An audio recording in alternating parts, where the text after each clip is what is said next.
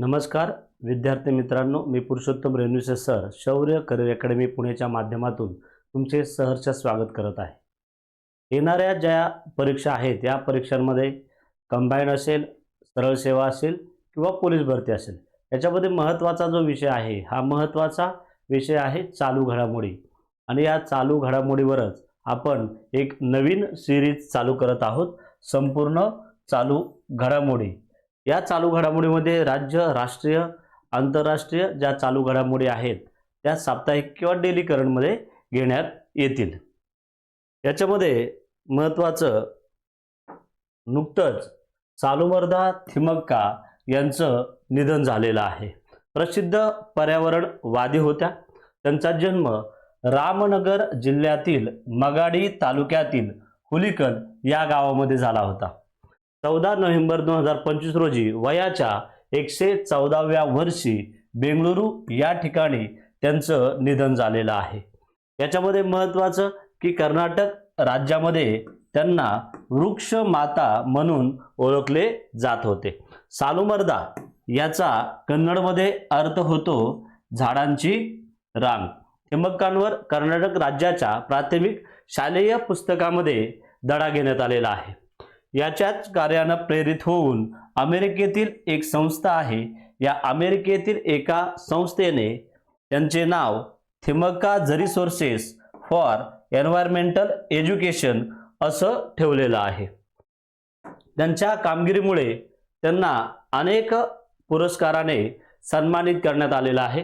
त्याच्यामध्ये 1997 मध्ये त्यांना इंदिरा प्रियदर्शनी वृक्षमित्र पुरस्काराने गौरवण्यात आलेलं आहे।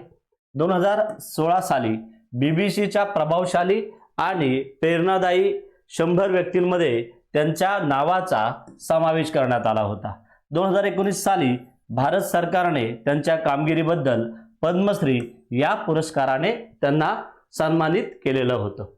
त्यांचं जर आपण योगदान पाहिलं तर कर्नाटकमध्ये हुलिकल व कुडूर हे जी दोन गावं जोडणारे आहेत याच्यामध्ये राज्य महामार्ग क्रमांक 94 आहे। हा राज्य महामार्ग क्रमांक 94 मध्ये 4 किलोमीटर अंतरात 384 त्यांनी वडाची झाडे लावलेली आहेत। झाडे न लावता त्यांनी संपूर्ण 10 वर्ष त्यांना संपूर्णपणे पाणी घातलेलं आहे आणि मग एकूण 8000 हून अधिक झाडे त्यांनी लावलेली आहेत। याच्यामध्ये जर आपण पाहिलं तर महत्त्वाचं काय आहे की त्यांचं वय 114 वर्ष आहे। याच्यामध्ये महत्त्वाचं प्रसिद्ध पर्यावरणवादी जगाचा जर विचार केला तर सर्वाधिक वयाच्या त्या 114व्या वर्षी त्यांचं निधन झालेलं आहे। त्यांना वृक्षमाता याच्यावर प्रश्न विचारला जाऊ शकतो, वृक्षमाता म्हणून कोणाला ओळखलं जातं, तर त्याचं उत्तर काय असेल रे? चालुमर्दा थिमक्का। त्याच्यानंतर अजून काय प्रश्न विचारला जाईल की त्यांना 2019 साली भारत सरकारचा कोणता पुरस्कार देण्यात आलेला आहे, तर तो पुरस्कार आहे पद्मश्री पुरस्कार। पुढची घडामोड बघा, विज्ञान तंत्रज्ञान आपल्याला म्हणता येईल। याच्यामध्ये GSAT-7R उपग्रहाचं काय केलेलं आहे, इस्रो या संस्थेने प्रक्षेपण केलेलं आहे।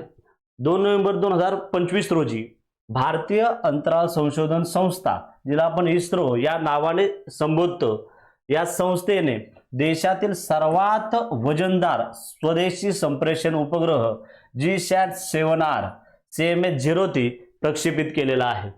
प्रक्षेपण कोणत्या ठिकाणाहून करण्यात आलेलं आहे? श्रीहरिकोटा येथील सतीश धवन अंतराळ केंद्रातून देशातील सर्वात शक्तिशाली रॉकेट प्रक्षेपण वाहन मार्क 3 LVM-3AM5 च्या माध्यमातून याचं प्रक्षेपण करण्यात आलेलं आहे। हा जो उपग्रह आहे हा उपग्रह इस्रो द्वारे विकसित करण्यात आलेला आहे आणि हा कोणाची जागा घेणार आहे, तर GSAT-7 जिला रुक्मिणी या नावाने ओळखलं जातं, ह्याची जागा घेऊन पुढील 15 वर्ष हा GSAT-7R उपग्रह भारताच्या सेवेमध्ये राहणार आहे। याचं उद्दिष्ट काय आहे? सागरी आणि स्थलीय क्षेत्रांच्या विस्तृत श्रेणीवर नौदल ऑपरेशन्स, हवाई संरक्षण आणि धोरणात्मक कमांड नियंत्रणासाठी विश्वसनीय रिअल टाइम संप्रेषण प्रदान करणे हे महत्त्वाचं कार्य सॅट-7R उपग्रह करणार आहे. पुढे बघा, नितीश कुमार यांनी महत्वाचं 10व्यांदा बिहारच्या मुख्यमंत्री पदाची शपथ घेतलेली आहे. यामुळे सर्वाधिक कालावधीसाठी मुख्यमंत्री पदावर बसणाऱ्या नेत्यांच्या यादीत ते काय झालेले आहेत, विराजमान झालेले आहेत. भारतात सर्वाधिक काळ मुख्यमंत्री पदावर कोण राहिलेला आहे रे?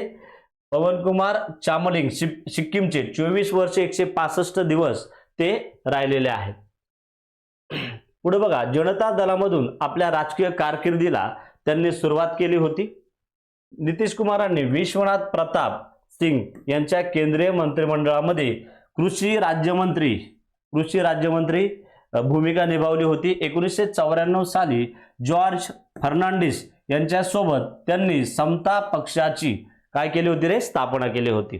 तेव्हापासून केंद्र सरकारमध्ये रेल्वे मंत्री, कृषी मंत्री, वाहतूक मंत्री अशी अनेक महत्वाची पदे त्यांनी सांभाळलेली आहेत. त्यांच्याविषयी संबंधित पुस्तक याच्यावर प्रश्न विचारला जाऊ शकतो. नितीश कुमार आणि बिहारचा उदय याचे मूळ इंग्रजी लेखक आहेत अरुण सिन्हा आणि याचं मराठी जो अनुवाद आहे हा अनुवाद सविता दामले यांनी केलेला आहे. याच्यामध्ये महत्वाचं काय की 1994 मध्ये समता पक्षाची स्थापना केलेली आहे. त्यांच्यावर लिहिलेल्या पुस्तकाचं नाव विचारलं जाऊ शकतं किंवा त्यांची कारकीर्द कोणत्या पक्षातून सुरू झाली याच्यावर सुद्धा प्रश्न विचारला जाऊ शकतो. किंवा हे IMP आहे की नितीश कुमार बिहारचे कितव्यांदा मुख्यमंत्री ठरलेले आहेत, तर ते किती आहेत? 10व्यांदा. पुढे बघा, नुकतीच मिस युनिव्हर्स 2025 ही स्पर्धा पार पडलेली आहे. ही 21 नोव्हेंबर 2025 रोजी स्पर्धा पार पडली. 74वी आवृत्ती होती. हे महत्वाचं आहे, याच्यावर तुम्हाला प्रश्न विचारला जाऊ शकतो. 74वी मिस युनिव्हर्स 2025 त्याचं ठिकाण थायलंड बँकॉक या ठिकाणी झाले. 130 देशांनी याच्यामध्ये सहभाग घेतला होता. याच्यामध्ये बघा, विजेती कोण ठरलेली आहे? मिस मेक्सिको फातिमा बॉश या 74व्या मिस युनिव्हर्स 2025 ठरलेले आहेत. याच्यामध्ये पहिली उपविजेती जी आहे ती मिस थायलंड प्रवीण सिंग आपल्याला म्हणता येईल. याच्यामध्ये महत्वाचं, भारताची प्रतिनिधी म्हणून कोणी या ठिकाणी भाग घेतला होता? मनिका विश्वकर्मा यांनी भाग घेतला होता. राजस्थानचे आहेत. त्यांचं टॉप 12 मध्ये त्यांनी स्थान मिळवलं आहे. त्यानंतर बघा, 73वी म्हणजे मागच्या वर्षी जी मिस युनिव्हर्स 2024च्या ज्या विजेते होत्या त्या व्हिक्टोरिया केजर डेन्मार्क या होत्या. आणि 74वी मिस युनिव्हर्स 2025 जर तुम्हाला विचारली तर ते कोण असेल? Fatima Bosch. आणि ही आवृत्ती किती होती रे? 74वी आवृत्ती ती होती. बघा, आतापर्यंत भारतातील युनिव्हर्स किती ठरलेले आहेत तर किंवा त्यांना माजी मिस युनिव्हर्स म्हणता येईल. सर्वप्रथम पहिल्यांदा ज्या मिस युनिव्हर्स होत्या 1994 मध्ये सुष्मिता सेन. त्यानंतर याच्यावर प्रश्न विचारला जाऊ शकतो. 2000 ला लारा दत्ता आणि 2021 मध्ये हरनाज कौर सिंधू यांनी विजेतेपद मिळवलं होतं. पुढं मिस वर्ल्ड 2025 याच्यावर भरपूर वेळा प्रश्न विचारण्यात आलेला आहे, कारण का ही सर्वात जुनी स्पर्धा आहे. मिस वर्ल्ड 2025 जगातील सर्वात जुनी आंतरराष्ट्रीय सौंदर्य स्पर्धा आहे. बघा, ही जी आवृत्ती होती ही आवृत्ती 72वी आवृत्ती होती. याची सुरुवात जी आहे 1951 मध्ये या मिस वर्ल्ड 2025 ची सुरुवात करण्यात आलेली आहे. या वर्षी ही हैदराबाद या ठिकाणी भरवण्यात आली होती. हैदराबाद, तेलंगणा. महत्वाचा आहे, याच्यावर तुम्हाला प्रश्न विचारला जाऊ शकतो. एकूण 108 स्पर्धकांनी भाग घेतला होता. या स्पर्धेत अध्यक्ष म्हणून जुलिया मार्लेने नेतृत्व केलं होतं. विजेती कोण आहे? थायलंडची विजेती आहे ओपल सुचता चुआंगस्त्री यांनी मिस वर्ल्ड 2025चा जो किताब आहे हा किताब जिंकलेला आहे. स्पर्धेच्या शेवटी चेक प्रजासत्ताकाच्या क्रिस्टिना पिस्कोवा आता या मागच्या वर्षीच्या विजेत्या आहेत. यांनी थायलंडच्या सुचाता चुआंगस्त्रीला मुकुट घातला. प्रथम उपविजेते आहे हॅसेट डेरेच ॲडमासू. आता हे एवढं महत्वाचं नाहीये, पण आवृत्ती 72वी 2025 मधली, ठिकाण हैदराबाद तेलंगणा, हे दोन महत्त्वाचे लक्षात ठेवा. आणि विजेते कोणत्या देशाचे आहे? थायलंडचे आहे ओपल सुचता चुआंगस्त्री. आता याच्यामध्ये महत्त्वाचं, पहिल्यांदाच थायलंडने विजेतेपद पटकावलेलं आहे. मिस वर्ल्ड स्पर्धेमध्ये पहिल्यांदाच थायलंडला हे विजेतेपद मिळालेलं आहे. आणि या स्पर्धेमध्ये नंदिनी गुप्ताने भारताचं प्रतिनिधित्व केलं होतं. आणि 20 म्हणजे पहिल्या 20 मध्ये त्यांना हे स्थान मिळालं होतं. भारतामधून मिस वर्ल्डचा किताब जिंकणाऱ्या महिलांची यादी. मग मिस वर्ल्ड पहिले जे जिंकलेले आहे स्पर्धा रीटा फारिया यांनी 1966 मध्ये ही स्पर्धा जिंकली होती. त्याच्यानंतर ऐश्वर्या राय 1994, डायना हिडन 1997, युक्ता मुखी 1999, प्रियंका चोप्रा 2000 आणि 2017 मध्ये मानुषी छिल्लर यांनी ही स्पर्धा काय केली होती रे? जिंकली होती. याच्यामध्ये महत्त्वाचं काय की यांची नावं आणि साल तुम्हाला विचारलं जाऊ शकतं. या सर्व महिलांनी ब्युटी विथ अ पर्पज या ब्रीद वाक्यानुसार मिस वर्ल्ड स्पर्धेत भारताचं काय केलेलं आहे रे? प्रतिनिधित्व केलेलं आहे. पुढची महत्त्वाची बघा, मिस अर्थ 2025 नुकतीच ही स्पर्धा 25वी आवृत्ती पार पडली. आणि स्पर्धेच्या समारोपाच्या वेळी ऑस्ट्रेलियाच्या जेसिका लेननने चेक प्रजासत्ताकाच्या नताली पुस्लिनोवा हिला मुकुट घातला. 5 नोव्हेंबर 2025 रोजी ही स्पर्धा पार पडली. फिलिपिन्स या ठिकाणी ही स्पर्धा होती. 78 स्पर्धकांनी भाग घेतला होता. सादरकर्ते याच्यामध्ये जेम्स डिकिन होते. थीम चांदीचे अस्तर. आणि विजेती आहे नताली पुस्किनोवा. चेक प्रजासत्ताकने या देशाने ही स्पर्धा नताली पुस्किनोवा चेक प्रजासत्ताकाच्या आहेत विजेत्या ठरलेल्या आहेत. पुढं मिस इंडिया युनिव्हर्स 2025 भारताची स्पर्धा आहे. 18 ऑगस्ट 2025 रोजी राजस्थानमधील जयपूर याचं ठिकाण विचारलं जाऊ शकतं. मिस इंडिया युनिव्हर्स 2025 कोणत्या ठिकाणी पार पडली? तर ती राजस्थानमधील जयपूर येथे आयोजित करण्यात आली होती. मनिका विश्वकर्मा हिने मिस इंडिया युनिव्हर्स 2025 ही स्पर्धा जिंकलेली आहे किंवा विजेत्या त्या आहेत. ही स्पर्धा कोण भरवतं रे? मिस युनिव्हर्स इंडियाची पालक संस्था जी ग्रामानंद ग्रुपने ही आयोजित केली होती. पुढं नुकतंच धर्मसिंह देओल किंवा धर्मेंद्र आपल्याला म्हणता येईल यांचं काय झालेलं आहे रे? निधन झालेलं आहे. त्यांचं नाव धर्मसिंह देओल, जन्म 8 डिसेंबर 1935 आणि नुकतेच म्हणजे 24 नोव्हेंबर 2025 रोजी त्यांचं काय झालेलं आहे? निधन झालेलं आहे. 89व्या वर्षी मुंबईत त्यांचं निधन झालेलं आहे. बॉलिवूडमध्ये ही मॅन म्हणजेच ॲक्शन किंग म्हणून त्यांना ओळखलं जातं. त्यांचा पहिला जो चित्रपट आहे 1960 मध्ये दिल भी तेरा हम भी तेरे या चित्रपटाद्वारे त्यांनी अभिनय क्षेत्रामध्ये पदार्पण केलेलं आहे. 2004 साली भारतीय जनता पक्षाच्या तिकिटावर राजस्थानमधील बिकानेर मतदारसंघात महत्त्वाचा आहे, याच्यावर तुम्हाला प्रश्न विचारला जाऊ शकतो. राजस्थानमधील बिकानेर मतदारसंघातून लोकसभा निवडणूक जिंकली आणि 2009 पर्यंत ते खासदार म्हणून त्यांनी काय केलेलं आहे? काम केलेलं आहे. वय लक्षात ठेवायचं आहे. किंवा त्यांचा पहिला जो चित्रपट आहे दिल भी तेरा हम भी तेरे या चित्रपटाद्वारे त्यांनी पदार्पण केलं होतं. पुढे महत्त्वाचं त्यांना मिळालेले पुरस्कार 1997 मध्ये फिल्मफेअर जीवनगौरव पुरस्कार देण्यात आला होता. 1990 मध्ये संपूर्ण मनोरंजन देणारा सर्वोत्कृष्ट लोकप्रिय चित्रपट घायल हा ठरला होता. 2004 मध्ये त्यांना भारतीय चित्रपट सृष्टीतील योगदानाबद्दल सन्मानित करण्यात आलं होतं. तसंच 2005 मध्ये त्यांना जीवनगौरव पुरस्कारासाठी जी सिने पुरस्कार मिळाला होता. 2007 मध्ये त्यांना पिप म्हणजे पुणे आंतरराष्ट्रीय चित्रपट महोत्सव जीवनगौरव या पुरस्काराने त्यांना सन्मानित करण्यात आलं होतं. 2007 मध्ये त्यांना आयफा जीवनगौरव पुरस्काराने सन्मानित करण्यात आलं. 2008 मध्ये त्यांना 10व्या मुंबई अकादमी ऑफ द मूव्हिंग इमेज आंतरराष्ट्रीय चित्रपट महोत्सवात जीवनगौरव पुरस्काराने सन्मानित करण्यात आलेला आहे. महत्त्वाचं 2009 मध्ये नाशिक आंतरराष्ट्रीय चित्रपट महोत्सवात जीवनगौरव पुरस्काराने सन्मानित करण्यात आलेला आहे. 2011 मध्ये त्यांना सिनेसृष्टीतील 50 वर्ष पूर्ण केल्याबद्दल सलाम महाराष्ट्र पुरस्काराने गौरवण्यात आलेला आहे. 2011 मध्ये त्यांना इंडियन टेलिव्हिजन अकादमी पुरस्कारांमध्ये the ITA scroll of honour ने सन्मानित करण्यात आलं आणि सर्वात महत्त्वाचं भारत सरकारकडून त्यांचा गौरव करण्यात आला.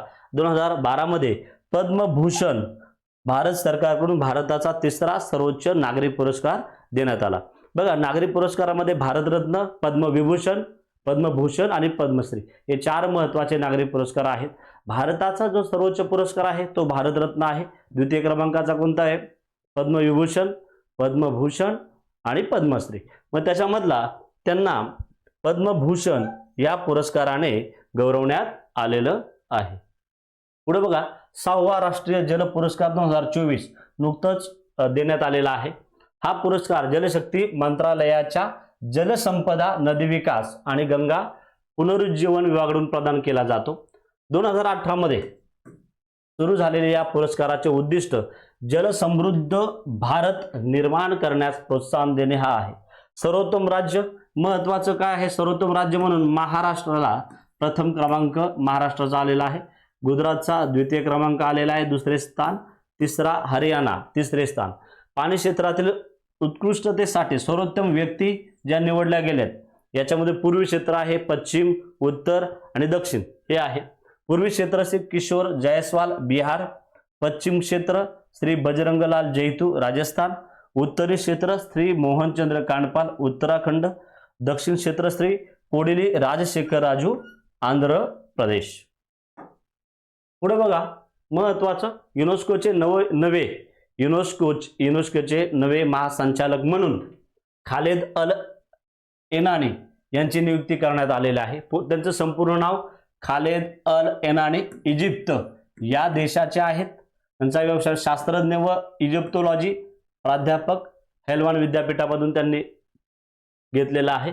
12वे महासंचालक म्हणून त्यांची काय करण्यात आलेली आहे? युनेस्कोमध्ये महासंचालक म्हणून निवड करण्यात आलेले. महत्त्वाचं काय आहे बघा, अरब देशातून निवडले जाणारे पहिले व्यक्ती किंवा महासंचालक आहेत. पदभार स्वीकारला त्यांनी 15 नोव्हेंबर 2025. कार्यकाल किती असेल? 4 वर्ष कार्यकाल असणार आहे. निवड करणारी संस्था युनेस्कोची जनरल कॉन्फरन्स. 172 मते मिळालेले आहेत, 174. याच्या अगोदर कोण होतं? पूर्वसुरी ऑड्रे अझोले 2017 पासून होते. आणि 12वे महासंचालक म्हणून खालेद अल एनानी यांची इजिप्तचे आहेत. यांची काय करण्यात आलेली आहे? नियुक्ती करण्यात आलेली आहे. पुढे बघा, साहित्य अकादमी अनुवाद पुरस्कार. बघा, भारतीय संविधानाच्या 8व्या अनुसूचीमध्ये 22 भाषा आणि इंग्रजी व राजस्थानी भाषांमध्ये प्रकाशित झालेल्या उत्कृष्ट साहित्य कृतीच्या अनुवादकांना हा पुरस्कार दिला जातो. याची स्थापना साहित्य अकादमी अनुवाद पुरस्काराची स्थापना कधी झाली? 1989. याचं स्वरूप काय आहे? 50,000 रुपये रोख रक्कम दिली जाते. पहिले मराठी विजेते उमा कुलकर्णी. कशासाठी? वंशवृक्षासाठी या पुस्तकासाठी 1989 मध्ये त्यांना उमा कुलकर्णी यांना साहित्य अकादमी अनुवाद पुरस्कार देण्यात आलेला आहे. 2025 चा जो पुरस्कार आहे the difficulty of being good या पुस्तकासाठी देण्यात आलेला आहे.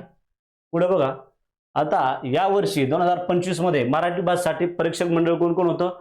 निशिकांत ठाकूर, प्राची गुजरापाध्याय खंडेपारकर आणि निशा संजय डांगे हे परीक्षक मंडळ होतं.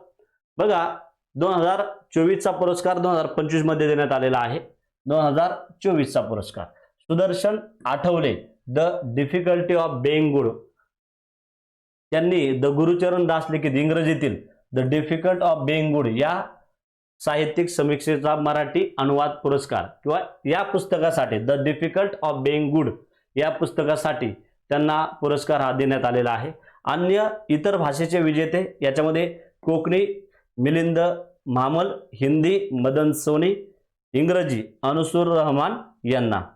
मग 2023 चे विजेते कोण होते? मराठी विजेते अभय सदावर्ते. पुस्तकाचं नाव होतं ब्राह्मोस एका अज्ञात संशोधन यात्रेची यशोगाथा. पुढे बघा, साहित्य अकादमी युवा पुरस्कार 2025 या पुरस्काराची जी स्थापना आहे 2011 मध्ये जी स्थापना करण्यात आलेली आहे. 24 प्रमुख भाषांसाठी 24 प्रमुख भाषांसाठी हा पुरस्कार दिला जातो. स्वरूप काय रे? ताम्रपट, 50,000 रुपये रोख. महत्वाचं काय? 35 वर्षाखालील लेखकाला हा पुरस्कार काय केला जातो रे? दिला जातो. साहित्य अकादमीचे अध्यक्ष सध्या कोण आहेत? माधव कौशिक यांच्या अध्यक्षतेखाली 2025 मध्ये 23 लेखकांची युवा पुरस्कार 2025 साठी आणि 24 लेखकांची बाल साहित्य पुरस्कारासाठी निवड करण्यात आलेली आहे. बघा, यंदाचा साहित्य अकादमी युवा पुरस्कार कोणाला देण्यात आला? आता यासाठी निवड समिती होती इंद्रजित भालेराव, प्राध्यापक अविनाश कोल्हे व डॉक्टर रणधीर शिंदे. मग या वर्षीचा पुरस्कार 2025 चा साहित्य अकादमी युवा पुरस्कार प्रदीप कोकरे यांना देण्यात आलेला आहे. त्यांच्या कादंबरीचं नाव खोल खोल दुष्काळ डोळे या पुस्तकासाठी किंवा या कादंबरीसाठी साहित्य अकादमीचा युवा पुरस्कार प्रदीप कोकरे यांना देण्यात आलेला आहे. इंग्रजीमध्ये अद्वैत कोठारे यांना Siddhartha the boy who became the Buddha या पुस्तकासाठी, हिंदीमध्ये पार्वती तिर्की यांना फिर उगना या पुस्तकासाठी किंवा या कविता संग्रहासाठी, कोकणीमध्ये ग्लिनिस डायस गावगाथा या पुस्तकासाठी आणि सिंधीमध्ये मंथन बचानी पांदेअडो या कविता संग्रहासाठी हा पुरस्कार देण्यात आलेला आहे. महत्वाचं काय? मराठी विजेते कोण आहेत रे? प्रदीप कोकरे, कोल्हापूर. कादंबरी आहे खोल दुष्काळ डोळे. आतापर्यंत बघा 2022 ते 2025 जोड्या लावामध्ये याच्यावर तुम्हाला प्रश्न विचारला जाऊ शकतो किंवा आयोगाने जर आपण कंबाईन किंवा राज्यसेवा जर पाहिली तर आयोगाने आतापर्यंत 1 वर्षाचा पुरस्कार न विचारता 4 वर्षाचे पुरस्कार किंवा पुरस्कारकर्ते त्यांची नावं विचारण्यात आलेली आहेत. मग 2022 मध्ये मी संदर्भ पोखरतोय या पुस्तकासाठी पवन नालट यांना देण्यात आला होता. 2023 ला स्वतः विरुद्ध उभं करताना विशाखा विश्वनाथ हे विजेते होते. 2024 मध्ये उस्वन या पुस्तकासाठी देवीदास सौदागर यांना देण्यात आला होता. आणि आता 2025 मध्ये खोल दुष्काळ डोळे या कादंबरीसाठी प्रदीप कोकरे कोल्हापूरचे आहेत, त्यांना हा साहित्य अकादमी युवा पुरस्कार 2025 देण्यात आलेला आहे. पुढं साहित्य अकादमी बाल पुरस्कार, साहित्य अकादमी बाल साहित्य पुरस्कार या पुरस्काराची सुरुवात 2010 मध्ये झालेली आहे.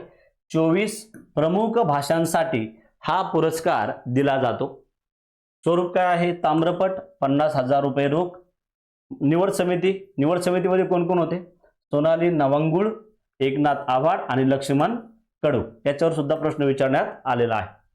मग या वर्षीचा साहित्य अकादमी बाल पुरस्कार किंवा अकादमी बाल साहित्य पुरस्कार कोणाला देण्यात आलेले? मराठी विजेते डॉक्टर सुरेश सावंत यांचा जो कविता संग्रह आहे आभाळ माया या कविता संग्रहासाठी बाल साहित्य पुरस्कार देण्यात आलेला आहे.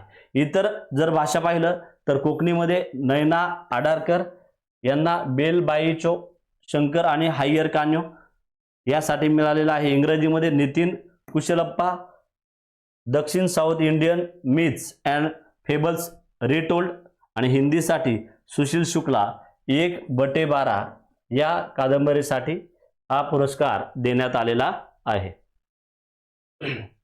आतापर्यंतचे विजेते मराठी विजेते जर पाहिले तर 2022 मध्ये पीयूची वही डॉक्टर संगीता बर्वे यांना देण्यात आला होता, साहित्य कृतीचं नाव. 2023 मध्ये छंद देई आनंद विजेते होते एकनाथ आव्हाड. 2024 मध्ये शमशेर आणि भूत बंगला साहित्य कृती विजेते होते भारत सासने. आणि 2025 मध्ये आभाळ माया हे महत्वाचं आहे, डॉक्टर सुरेश सावंत यांना 2025 चा बाल साहित्य पुरस्कार देण्यात आलेला आहे. आजचेच वार्ता आहे Rohit Sharma T20 world cup जो 2026 मध्ये होणार आहे याचे ब्रँड अँबॅसेडर म्हणून रोहित शर्मा यांची निवड करण्यात आलेली आहे. आपण दररोजच डेली करंट अफेअर आणि साप्ताहिक घेणार आहोत. विद्यार्थ्यांचा याला नक्कीच मोठ्या प्रमाणात प्रतिसाद मिळेल याचं मी आवाहन करतो. आणि याच्या ज्या PDF किंवा याच्या ज्या नोट्स असतील, आता याच्या नोट्स शौर्य करिअर अकॅडमीचे जे टेलिग्राम चॅनल आहे मी त्या आपल्या व्हिडिओच्या कंटेंटमध्ये देईल. याच्यामध्ये तुम्हाला या ज्या नोट्स आहेत किंवा PDF आहेत त्या सर्व विद्यार्थ्यांना मिळून जातील. शौर्य करिअर अकॅडमी पुणेच्या माध्यमातून दररोज डेली करंट इव्हेंट किंवा साप्ताहिक चालू घडामोडी दररोज घेतल्या जाणार आहेत. थँक्यू.